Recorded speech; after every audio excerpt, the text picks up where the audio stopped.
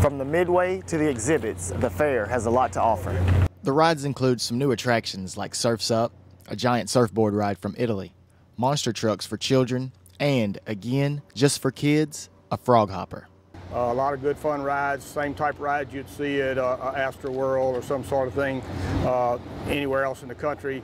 The only good thing is you don't have to travel, you don't have to spend the night in a hotel, just come out here and save that part of your money and spend it with us here in Rapides Parish. And there's always the food.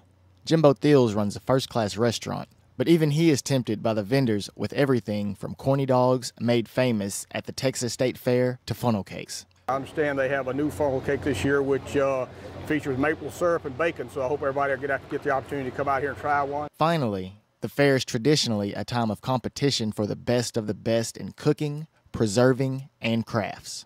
Well, we're inside the exhibit building here, and it's just filled to capacity with everything you can imagine that the 4-H kids, special schools, and senior citizens make, as well as a lot of commercial exhibits. This is the 53rd annual Rapides Parish Fair. It runs through Sunday, and at least for now, the weather's beautiful. Bennett Rowland Jr., ABC 31 News at the fair.